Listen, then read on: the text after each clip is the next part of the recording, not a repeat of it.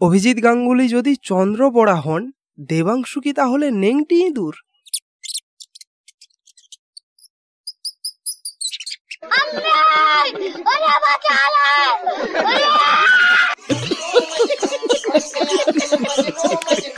তমলুকে এখনো বিজেপির প্রার্থী ঘোষণা হয়নি, কিন্তু বিজেপির প্রার্থী আমাদের সিঁড়ির তলায় অলরেডি চলে এসেছেন। এখন দুঃখের বিষয় হচ্ছে অভিজিৎ গঙ্গোপাধ্যায় বলেছিলেন তিনি চন্দ্রবোড়া সাপ। আমি অত্যন্ত বিষাক্ত, এরপরে চন্দ্রবোড়াও হয়ে যেতে পারি, আপনারা সাবধানে থাকবেন।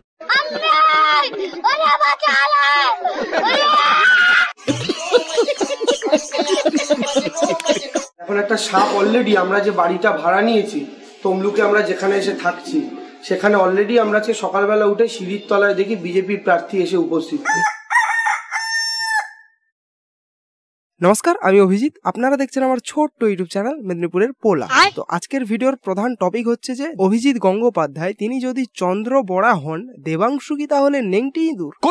এটাই হচ্ছে আজকের আমাদের ভিডিওর প্রধান টপিক, প্রধান আলোচ্য বিষয়। তো চলুন ভিডিওটা শুরু করা যাক। চলো ভাই। আপনারা সকলেই জানেন, বেশ কয়েকদিন আগে অভিজিৎ গঙ্গোপাধ্যায় তিনি মিডিয়ার সামনে একটা কথা বলেছিলেন। কথাটা কি? কথাটা ছিল যে আমি কেউটে কেন, আমি চন্দ্রবড়াও হয়ে যেতে পারি, সুতরাং আপনারা সাবধানে থাকবেন।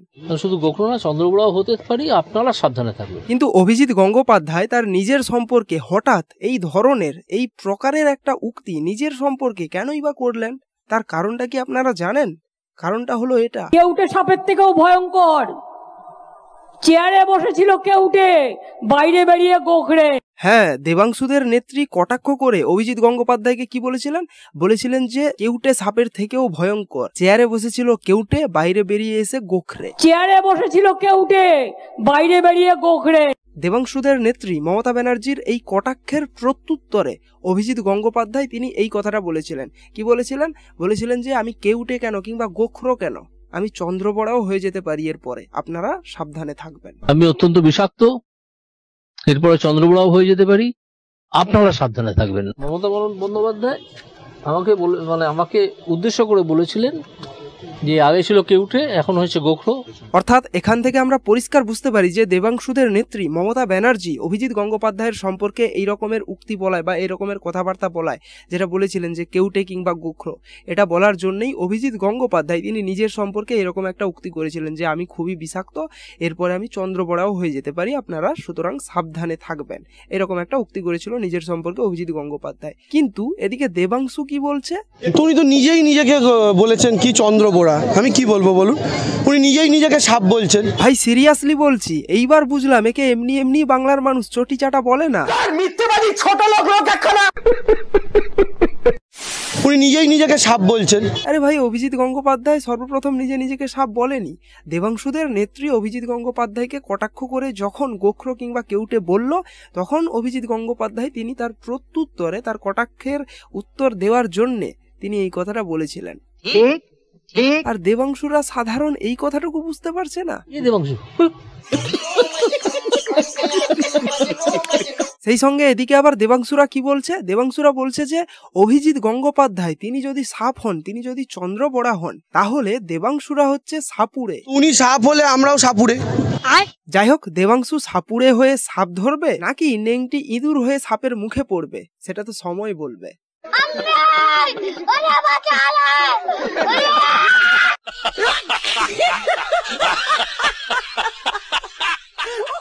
উনি সাপ হলে আমরাও কার্বলিক অ্যাসিড রাখি রাজনৈতিকভাবে। দেবাংশুরা বলছে যে অভিজিৎ গঙ্গোপাধ্যায় যদি সাপ হন, তাহলে দেবাংশুরাও নাকি কার্বলিক অ্যাসিড রাখেন রাজনৈতিকভাবে। আমরাও কার্বলিক অ্যাসিড রাখি রাজনৈতিকভাবে।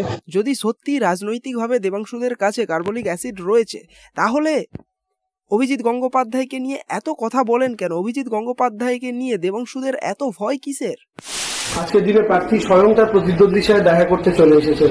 আমাদের খুব ভালো লাগছে। আমরা বন দপ্তরে খবর নিয়েছি, বন দপ্তর এসে বিজেপি প্রার্থীকে নিয়ে পুনরায় চলে যাবেন। সব থেকে অবাক লাগলো একটা ব্যাপার, যে ব্যাপারটা কি? ব্যাপারটা হলো গিয়ে দেবাংশু ভট্টাচার্য তমলুকে যেখানে বাড়ি ভাড়া নিয়েছিল, সেখানে নাকি একটা সাপ গিয়েছিল, এবং সেই সাপটাকে কটাক্ষ করে দেবাংশু বলছে যে অভিজিৎ গঙ্গোপাধ্যায় তার সঙ্গে, তার বিরোধী প্রার্থীর সঙ্গে দেখা করতে গিয়েছিল। কিন্তু অভিজিৎ গঙ্গোপাধ্যায় নিজেকে কি বলেছিল? নিজেকে চন্দ্রবড়া বলেছিল। কিন্তু সেই সাপটা তো আর চন্দ্রবড়া সাপ নয়, এবং সেই সাপটাকে দেখে মনেও হচ্ছিল না যে কোনো বিষাক্ত সাপ বলে। কিন্তু দেবাংশু কটাক্ষ করে বললেন যে অভিজিৎ গঙ্গোপাধ্যায় তার সঙ্গে দেখা করতে করতে গেছে, এরকমটা বলেছিলেন। আজকের দিনে প্রার্থী স্বয়ং তার প্রতিদ্বন্দ্বীর সাথে দেখা করতে চলে এসেছেন। আমাদের খুব ভালো লাগছে। আমরা বন দপ্তরে খবর নিয়েছি, বন দপ্তর এসে বিজেপি প্রার্থীকে নিয়ে পুনরায় চলে যাবেন। আমি ভাবছি শেষ পর্যন্ত ওই সাপটাই দেবাংশুকে নেংটি ইঁদুর বানিয়ে না ছোটায়।